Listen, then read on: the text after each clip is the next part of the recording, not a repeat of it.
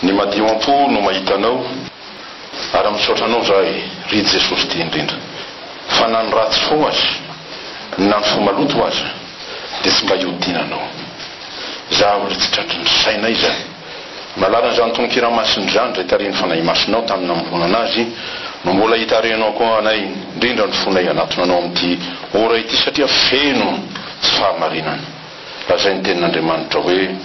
fo feno ota. Zay manota dia tsy mahita anao, tsy afaka hanana anjara aminao na ny fantsakanao na ny voninahitra ao, fa tena alatafy tanteraka, fahafambara tanteraka ka fangahiaizana zany ny mpanota izany, mihevitra hahazo tombony amin'ny fanontana nefa tena faty antoka. Saotra anao Jesosy io raha mbola mamangy anay tokoa tamin'ny alalan'ny teninao tamin'ity andro ity, fa amin'izay tsy nieverana andraisana famelana keliko antenenao tokoa hoe ampionono ny olo ary lazao fa vita ny adiny sy voavelany elony. Tenin'Andriamanitra masina indrindra, ambony indrindra, ary sahaza indrindra ny mpanota izany mba handraisany fanasitranana feno, fanafahana feno, fampahiratana ny maso jamba ka afaka hiteny izy tahaka ny lehilahy jamba fa izay hoe jamba teoloha ankehitriny kosa dia mahiratra satria namangy ny fanahy masina amin'ny alalan'ny tenin'Andriamanitra. Mbola mitenena ry Jesosy io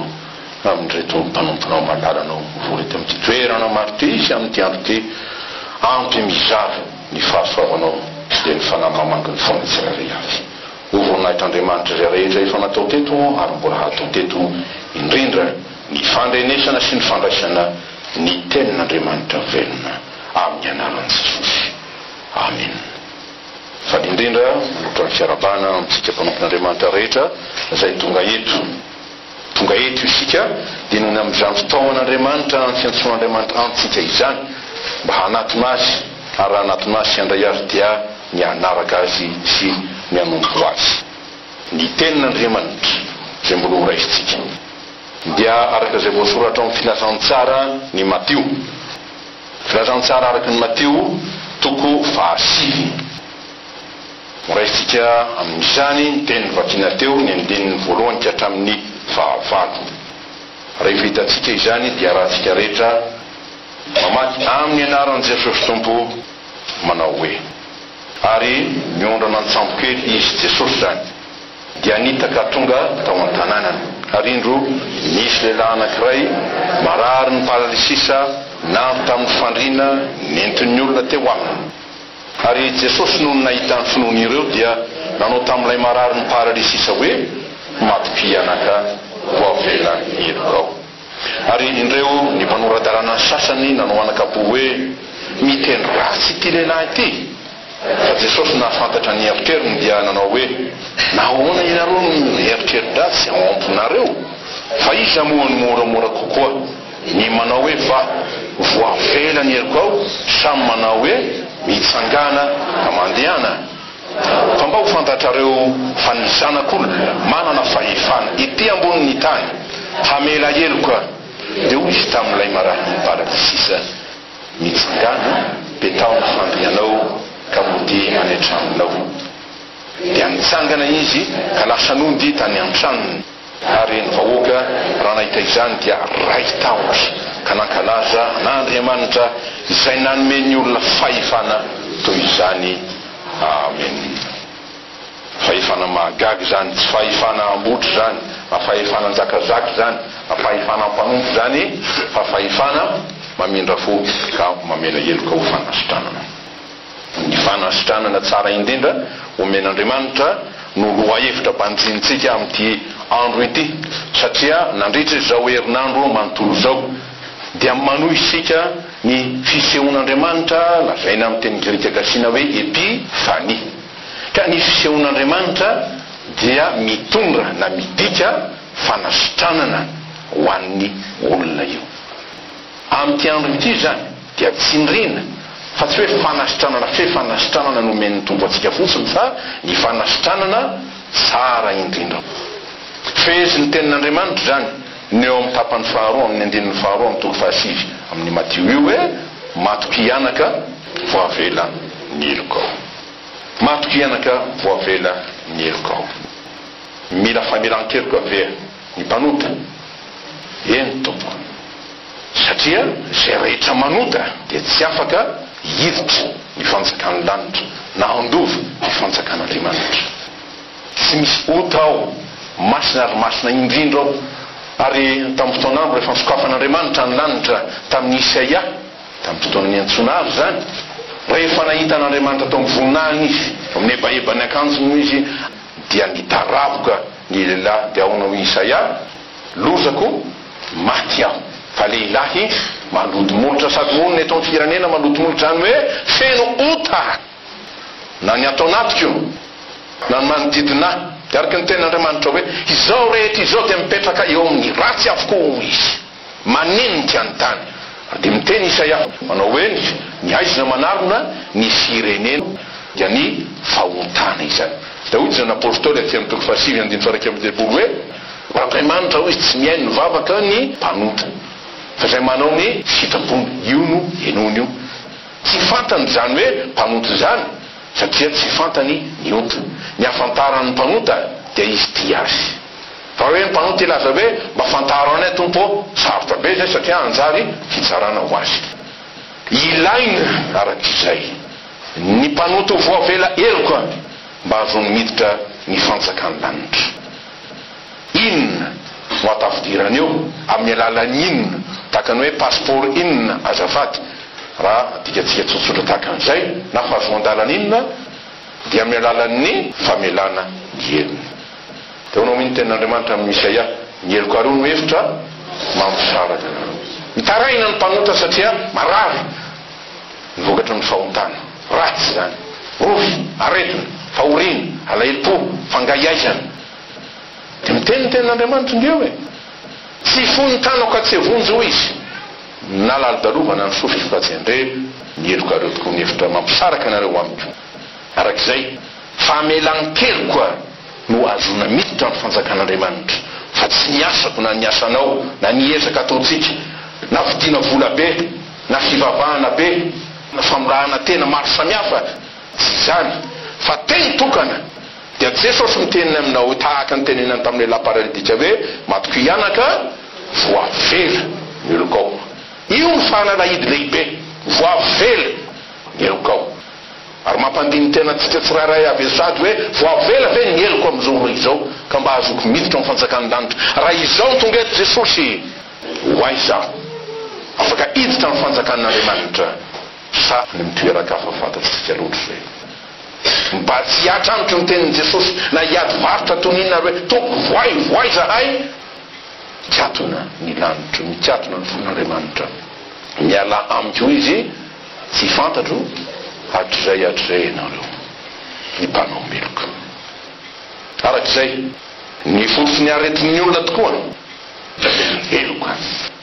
zay efitra mampisaraka atsika amin'Andriamanitra mampisaraka amin'Andriamanitra ary natao hoe mpanota dia zay olona tafasaraka amin'Andriamanitra manaraka hany ny asa atao hoe asa ratsy zay ataony fa zay ny tena fototsy ny voerany misy azy raha isika mihevitra fa zavatra mahasoa mahafinaritra mahasodoka mahasalama azy angambany hoe manota zay moa ny everina sasany aminy ny tenin'Andriamanitra kosa amin'ity andro ity dia milaza fa aretina ny ota ary satria aretina izy dia mila fanasitranana ary satria mila fanasitranana izy dia mila mpanasitrana ary mpanasitrana tena mahay tandrifiny amin'izany misy ny fahadisoa-kevitry ny olona inona io raha io no zoitsika voalohany raha miraberatra zao dinidinika fampianarana fampirenana zao zao nitoetry ny olona voalohany zava-dehibe aminy ve mahatsiaro tena fa ho very izy vo izy ho faty izy raha manota amaivanina zany hoe fahotana zany miaraka am'izany raha misy fahatsiarovana fa vo izy marary izy te ho sitrana ve izy te ho sitrana tokoa izy kanefa inona no ataony tsy te hiala amin'ny ota izy malaina hibebaka ny olona ary zany mahatonga ny havatsika maro samihafa ndrena isika malagasy manandra ny ry mitsapety miala ny eniny ry tsy zay ny filazatsika azy de aloha mpahinanina kely fa atsy ny misy mahay zavatra fa ny hoe hanatona an Jesosy la tena mpanasitrana marina ary mahay tanteraka malaina ny fon'ny olona hanatona an'Andriamanitra nefa marary izy ary mazana every ny faniaretina zay mahazo azy de ny amin'ny ty vatany ty ihany ary de ny vatana ihany tokony hositranina fa le tena fotsy ny aretina zay loharano evin'ny faharatsinina sy ny fahavoazana rehetra de ny fony misy ny ampopo misy fanamarinantena ny fotsy ny aretina de ny ota zay mikiky ao anatiny ary tsy mamela azy tsy mifo ny fotsy ny aretiny de ny fony izay manota ary tsy mitsahatra ny manota ka inona no hevitry ny hoe manota riavako manota dia zay manao zay meloka ary zay dia mendrika na tokony hoelohy faharatsiny zany tsy fahamarinana zany tsy mahasorehetra zany inona ny vokany ho an'zay manao azy de fahavoazana io fahasimbana tokoa io satria ny fahasimbana no vokatry ny ota de miteraka koa fahatafitohina sy fahavoazana tsy ho an'ny tenany ihany fa ho an'ny hafa koa ary eo anaten'Andriamanitra ny fanaovana ota na ny fanotana de tsy mahamendrika izay rehetra manao azy ary zay ny mahatonga ny devoly avana vetivety haningotra hanameloka zay rehetra manota enina de olon'Andriamanitra risika tsy mibebaka miaraka am'izany rehefa tsy mibebahana ny ota de miteraka alaelo dia ny alaelo fanahy masin'Andriamanitra zany ary rehefa malaelo fanahy masin'Andriamanitra ary hita faminia manota ny olona na de tokony alala azy ny fahamarinana de manjary fitsarana ho azy zany de ny fahatezerin'Andriamanitra ao molobe fandrikianana ny fahavalo misy testamenta taloha zany fa ty amin'ny testamenta vaovao de zao tsy maintsy manafay tsy maintsy mananatra tsy maintsy manitsy na iza Andriamanitra manao meloka mba hialany amin'ny meloka ka tsy ho faty izy de aonao ny ten'Andriamanitra tsy sitrako izy ny hafatesan'ny ratsy fanahy fa ny alany amin'ny lalan'ny ratsy mba overina izy mba overina izy inona ny ota raha fitinitsika de zay rehetra mifanohitra amin'ny sitrapon'Andriamanitra mifanohitra amin'ny hevitr'Andriamanitra mifanohitra amin'izay sitrak'Andriamanitra dia ny atsara ny asoa ny avelona ny avaovonjy de io lazain'ny Paoly amin'ny Romana 12:12 hoe zay tsara angasitrana no marina dia ny sitrapon'Andriamanitra izany ratsy ny ota ahoana ny fiasany ary zany fa poizina izy poizina tena mahery ina mo mitampony na mitambony ny ota hoy ny Paoly ny fahafatesana fantatritsika zany hoe ny vokatra avy amin'ny ota ny fahafatesana ary am'izany ny aretina dia tsy inona fa efa aloko ny fahafatesana raha vao marary ianao dia tahina ingany ianao satria fantatrao fa mandindindina ho aloha ao raha ratsy savo ny aretina ny fahafatesana sambatra Davida moa afaka ny teny hoe na de mandeha mamaky ny losa aloko ny fahafatesana zaho dia tsy atahotra ny loza tsy atahotra ny fahafatesana io tsy tahotra ny faty io fa ianao no amiko azy ny antoka tsara zay poizina zay tena manimba ny fiainan'ny olona izy ka mety manimba ny fiainatsika tsirairay izy fa miaraka am'izany koa de mianaka vetivety amin'ny hafa zay manodidina amin'ny alalan'inona moa na amin'ny alalan'izy nidiran'ny fahotana teto am'izao tontolo zao sy ny taranaky ny olombelona zavana zay ny ten'Andriamanitra indrindra amin'ny Genesis 3 dia efa no nanota nitarika any Adama ary rehefa zany dia niteraka taranaka mpanota izy no namono olona voalohany dia Kaina izay namono any Abely mitatra nitatra ny faharatsiana noho ny ota dia feno ota ny tany voa mitaranaky ny olombelona hetra ary ino nataon'Andriamanitra satria tsy nahatsiaro teny bebaka izy fa naneso aminao azy nataony dia naringana tamin'ny safodrano naringana tamin'ny safodrano io ranorana io mery afaka tsy tonga ho azy namaky ateo amin'ny firaketana tito amin'ity toerana ity tamin'ny natito mamaray mandray endritry ny alaherin'Andriamanitra zay izy manjombona ny andro mandraona izy diny de mijo izy de mijo izy de mijo izy iza no afaka hanakana azy tsy misy nizanizaka hoe manana teknôlôjia na fahaizana manokana tsy misy na hery manokana fa Andriamanitra irery nen'Andriamanitra sahaza ko rehefa mihoatra ny orona tahaka ireny dia tokony hampandiny tena ty fireneny ity zany ary mipirimpiri ny fantenenina izany rehefa tsy mahay mitomany ny firenena dia ny lanitra ny tomany hoe ty mpanompon'Andriamanitra mijoy ny ranonorana hitarafana fa tokony hijoy ny ranomaso dia hoy ndray mandrentsika teto fe zay teto moa izy dia ray mandrentsika tsy hoe indra olona zany roviny isika no hitomany moa izy roviny isika no hitomany mba ho afaka nitasy ny firenentsika raiky tapisaka amin'ny olombelona loatra ny ota antia tsy hay zany na manatona an'Andriamanitra na miray amin'Andriamanitra ka io tsy hoe zavatra foronona fa teo ny ohatr'ireo zanak'Israely inao nataony mibetsika mba manomana aky an'Andriamanitra ihany fa manaraka ny didiny vetivety nefa dia mivadika aminy mibetsika mibebaka verina amin'Andriamanitra satria mafy ny mahazo dia rehefa metimety io indray dia ino natao filafaka manoty indray zany very afaka nataonyty firenentsika ty rehefa mafy miady dia izany tsy nivavaka voatsela nge zany fa rehefa metimety dia avalonany amin'izay mibaibolinareo sy ny firananareo ny ataona ihany nataonay miverina amin'ny taloha sarotra nilazany tenin'Andriamanitra azy inona miverina amin'izay fanalohany izy miamboa laza ny toe-panahy feno ota ary ty manota ny amboa ka izao no manahirana ninninona fa maizy nataon'Andriamanitra atao amin'ny Israely ninninona zava-manjo antsika io vafo ven'ny olona to tsy dia arak'izay ny fahamafimpon'ny olona ny tsy fetezany iova ny tsy fetezany bebaka marina dia io no mbola mitoetra ao efa voapoiziny izy nefa mbola manapoiziny ny tenany ihany ary manahirana dia zao raha manatona an'Andriamanitra izy dia impoiziny iny ihany no entiny eo dia marina ny teniny Paoly apôstôly tia amin'ny manatolo fahatelo minafy izy ny poiziny menarano no ambany lenano izy ka na dia iantso ny anaran'Andriamanitra ary izy dia dinian'Andriamanitra dia ono ny ten'Andriamanitra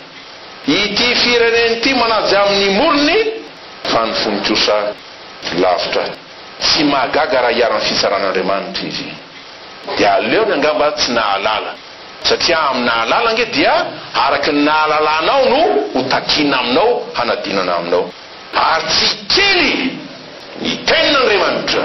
efa nomeny sy mbola omeny ty fireneny ity koa izay mena be dia be no adinina amin'ny soratra masina aona ny fahitan'Andriamanitra azy amin'ity hoe mivavaka manao fanatitra manompon'Andriamanitra dia hoe ny ten'Andriamanitra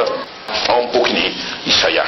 amin'ny anaran'ny tompony izay mamono omby ondry izy dia ohatrany mamono olona izay mamono ondry atao fanatitra dia ohatrany mamolaka mivozona litra izay manatitra fanatitra hoanina dia ohatrany manatitra rakisoa sarotra zany izay mandoro didika azo manompofona ho fanatrim-pahatserovana zany hoe atsiaro ny fonataon'Andriamanitra dia ohatrany misaotra amin'ny sampy Isaia toko fahinam-benipolo andininy fahatelo zany rehefa zany milaza zany rehetra zany fa ninninona ataon'ny olona dia misy valiny io satria misy mpamaly azy ary Andriamanitra dia masina indrindra ka tsy azo vazivaziana masina izy sady marina izy ary dia milaza tokoa hoe izay afafon'ny olona hoy izy nojinjany ao nao ny fiteniny taontsika azy ny tody tsy misy fa ny atao miverona misangisangy an'Andriamanitra na dia ny olon'Andriamanitra azy zany mita amin'ny andro ankehitriny ity dia sangisanginao dia amboamboarinao dia ampifilafilanao mampatsiaro fehizay zatsy indrindra namanay ny rava an-tsekoly andro zoma tolakandro dia nandalo fiangonana anankiray dia oziry manao azafady aminareo aloha fa mba andrasanareo ketrivetivety fa andronareo fa hoatsy aloha andeha ikofesy manino ny feno ikofesy andro zoma atsy zany letsy azafady fa fanao letsy moa fa rapitso amatsy anota maro ny tantara io tsy zave nyeo aza tsy afaka dia mbola ampina koa sotran'Andriamanitra fa fantatra aloha tsy maty izy hatramin'izao fiainana tsy ho fatiny ota fa velomin'ny famolafon'Andriamanitra ho an'ny bebana ahoana rehefa zay no afahana amin'ny ota miovana foro vaniny tsy haiko tsy hainao io Andriamanitra no manao azy na tsy nieritreritra kory azy sika araka ny teny Paoly hoe fo ny mpanota isika ho izy dia maty Kristy amonjetsika ny filazany tsara ny famelan-keloky Jesosy ireriany zay nahafosiny hatramin'ny ainy dia sarotra ny fahotana io nomeny asy ianao amty ampiryavako tsy tamin'olona fa tamin'Andriamanitra voalohany indrindra no nantontsika nanotantsika nameloko atsika zao nefa raha izy nanotantsika dia izy no mamela ny helintsika ankehitriny izy no manafaka miota tokoa zay tsy haitsika ndray te ho afaka mafiny amin'izany azy raha misy fahatsiarovatena tamiko aona tokoa i Paoly apôstôly fa izay tsy ny tsara zay teko izy no ataoko fa ny ratsy zay alako aza ino no ataoko milaza zany hoe fa misy lalàna hafa ato amiko ato misy lalàna nofanaty anao ny tsara dia votariny fanahy masin'Andriamanitra zany fa misy lalàna fahotana zay tena mandetika afo mihitsy mandetika misy olo mahantra ho izy no afaka amity tena ny fahafatesany ty raha tsy Andriamanitra eto koa ty lehilahy paralitika nanentina nanatona an' Jesosy nanao zao le paralitika tratsy ny fahalemeko-zatra resy tanteraka malemy tanteraka voafatotra tanteraka tsy mahazakana ny tenany tsy mahabaiko ny tenany tsy tompony tenany fa dia namana mikarakara azy dia reo nitora azy teo amin'i Jesosy azay hoe voafatotry ny fanangolen'ny devoly ary zany nataony devoly ho an'ny olona zay nanaiky azy ny devoly dia makafanatsika anota ary rehefa manotsika dia hoavondray izy anameloko atsika inona ny fanafody zay men'ny Jesosy azy nisy zavatra zay nataony na me fanafody hoanina ve izy na osotrona sa nisy fitsaboana hafa nataony taminy amitsika masy dia zay no ataontsika dia ano androna kely ery dia mihinamihinana n'izao zay tsy fantatra akory zay nanamasinany azy dia mamontsy mpanotra ary dia dia misy rany voasinao zany rehetrarehetra zany tsy ny ravikazo no ratsy Andriamanitra naharen'io fa ny fanahy dia ny devoly zay mampiasa an'io dia mamitaka anao zany ny fiasany hampanotanao ampisaraka anao amin'Andriamanitra tsy fanafody tsy zavatra tsy asana ezaka nataon'i Jesosy nanomeny ny ty lehilahy ty fa ny famelan-keloko dia hoy izy taminy anaka matoky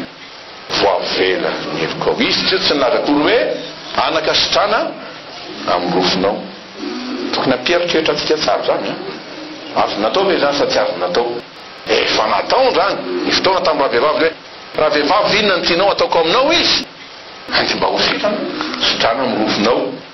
dia lehilahy jamba tahaka an'izany dia mba ahiratra masoko ampahiratinao mahirata azy fa eto dia hoe anaka matokia voavela ny heloko ao hay ve Jesosy efa nanomana zavatra zay tsy nieritreretinao akory hanafahana anao ary ny tampony no omena fanasitranana tsara indrindra tanteraka feno tsy taka ny mpanao fanafody tsy masy ny karazany ery aza matahotra anao vetivety sitrana vetivety verina ny aretina ratsika koa ahoana ny milazana fa tsara indrindra ty fanasitranana ity satria Andriamanitra no manao azy ary ny olona zay sitran'Andriamanitra amin'ny alalan'ny famelan-keloka ataony vita fihavanana aminy ka tsy manana oto dia hoy zao n'apôstôly zay nateraka Andriamanitra hoy izy tsy manota ary tsy mahay manota satria Andriamanitra niteraka azy na hoe nateraka Andriamanitra izy tsy misy ota ao amin'Andriamanitra ka ny zanak'Andriamanitra dia tsy misy ota koa no amarinina voavela heloka no fitranina ary natsangana tokoa ho zanaka mandova an'Andriamanitra tsisy ota izay ma hoe fanasitranana tsara indrindra fanasitranana feno indrindra fanasitranana azo antoka indrindra raha tianao zany fanasitranana zany ty nialanenina tamin'ny fomba maro samihafa ianao ry avako ena varatra ny anatsimo na nandrona taty etsy hatrany ampitan-dranomasina sy ny sisy raha mamangy anao ny fanahy masina am'izao hoe tsy nahasitratra anao reny fa mety nahavery ny fanahinao aza dia tonga Jesosy hanome tena azo antoka dia ny famelan-keloko. Ahoana ny fiasan'ny famelan-keloko eo amin'ny olona ho antsika tsirairay. Rehefa vao avela ny elo koa olo ven'ny olona sa manenina izy ao soratra masina sambatra ny olona zay vao avela ny elony tsy voasarona ny fahotana sambatra zay olona tsy sain'i Jehova eloko. Salamo faharoa amby telopolo andininy voalohany. Ho an'ny mpiaramonina ho amin'izany hoe andraisana fanasitranana azo antoka izany da hoe ny tenin'Andriamanitra amin'ny alalan'ny Jakoba apôstôly mifamela eloka ianareo izy ary mifampivavaha mba ho sitrana. Jakoba toko 5 zany andiny 5:40. Hay Jakoba manana fahefana ary manana fahefana hamela eloka dia manana adidy aho. Tamin'ny fotoanandro moa fiofanana tamin'ny mpiandro nefa tsara ho fantatsika treo antsika koa raha nanisy fofinaina Jesosy nareo fiadanana aminareo raisy ny fanahy masina dia onao izy na elok'iza no avelanareo dia voavely zany na aniza tsy avelanareo dia tsy voavely zany. Fahefana mamela eloka no omeny tompo asy ianao rehefa zany ampiasao io mba hasitrana ny mpiaramonina aminao hasitrana ny ankonanao mitofo ianao na mivadinao na ny ataony zanakao na ny ataony mpifanolo-bodilindrina aminao mitoketrika ianao sy tafitohina na ny ataony mpiara-mivavaka aminao mamela eloka. Rehefa tsy hainy mangataka famelan-keloka aminao aza takina aminy io mamela eloka. Ny olona mamela eloka ny sitrana voalohany indrindra ry havana ary araky ny aizy anao mamela eloka no voavelako minao. Zavatra tsara indrindra zany amintsika mantsy indraindray tratrany ampokely asana kelina be moa izy io araky ny olona izy io zakofa ve dia amela eloka zao natao tsy de nitany aho de naratsiny ahako de nazainy laingy ahako de so sintsy aza tany sainy zany raha izay nataonao de mbola ho avy ndevolana ampilisitra lavabe ary zany aretina mahazo ny sirany atsika tsara ho fantatritsika zany zero tsara ngeny resaka zay ataotsika firy isanjatony amin'ireny resaka fatafitohinana fotsiny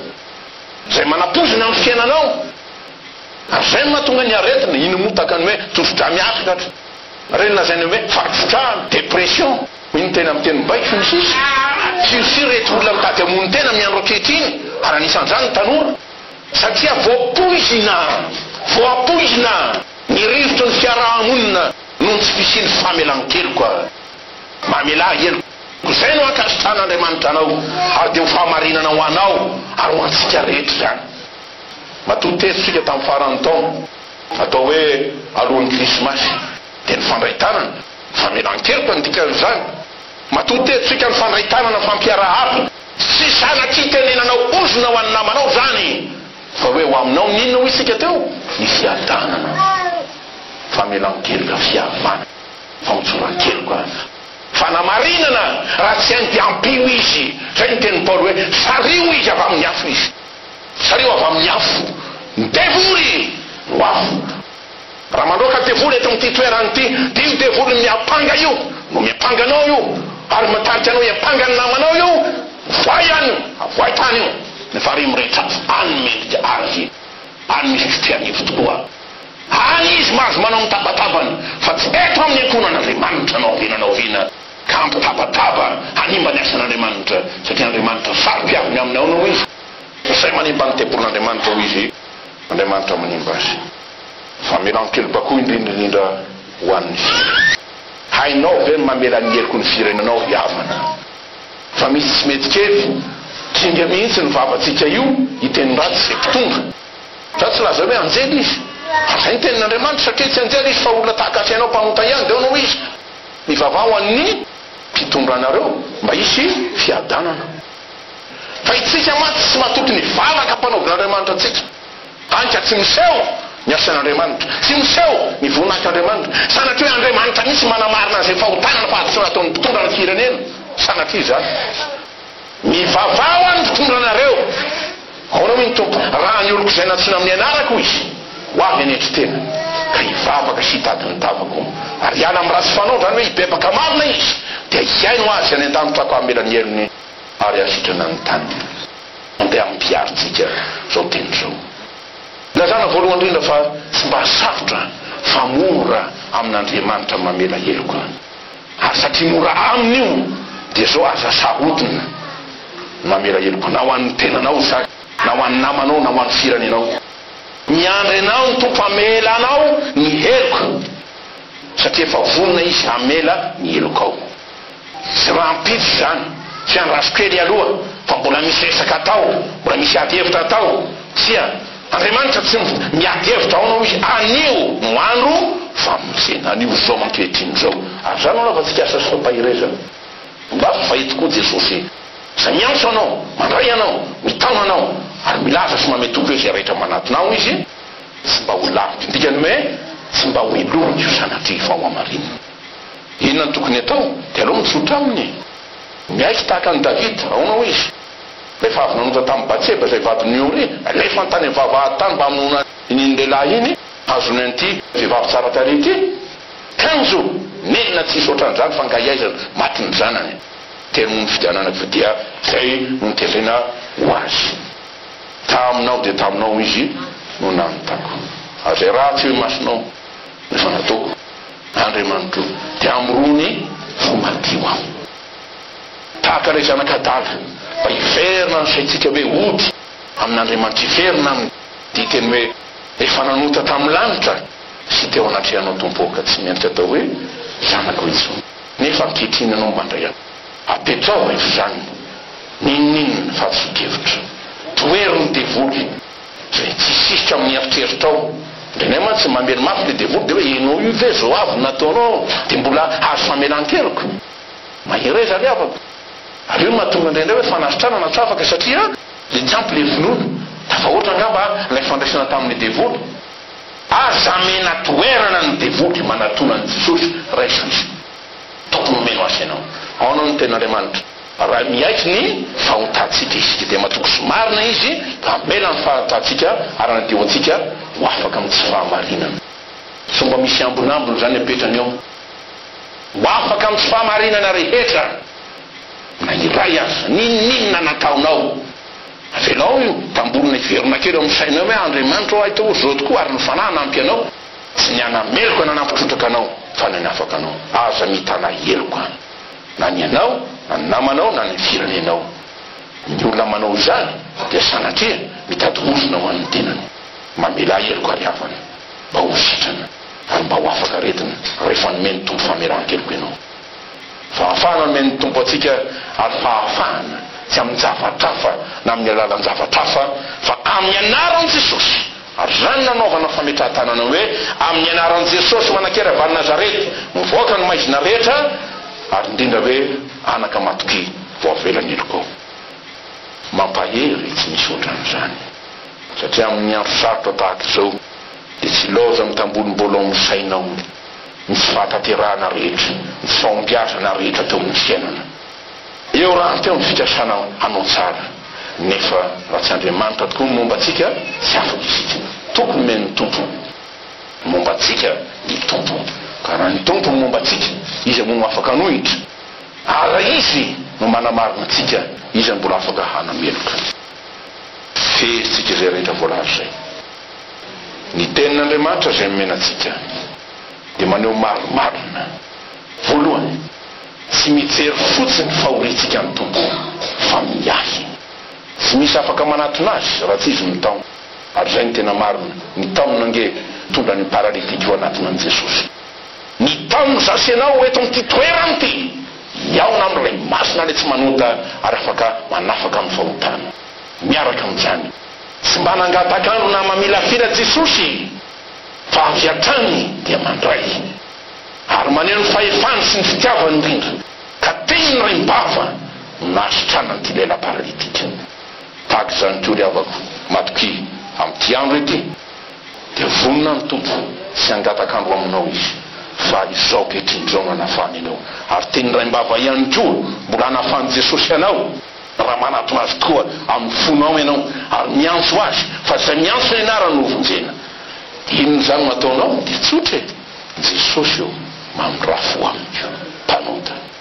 afao aho dia sitrano aho mitenina miarano zanaka no afaka anareo dia ho afaka tokoa ianareo rehefa hitany fonao miantso azy dia matoky fa hiteny izy tahaka ny teneniny tamin'ity lehilahy paralitika aminao manao hoe anaka matoky voavela ny heriko aho vavako fanomezana tsy tratra ny saina ary tsy evidina na volamena na fatsoana inona inona amin'izao tontolo zao ny famelan-keliko omenao Jesosy io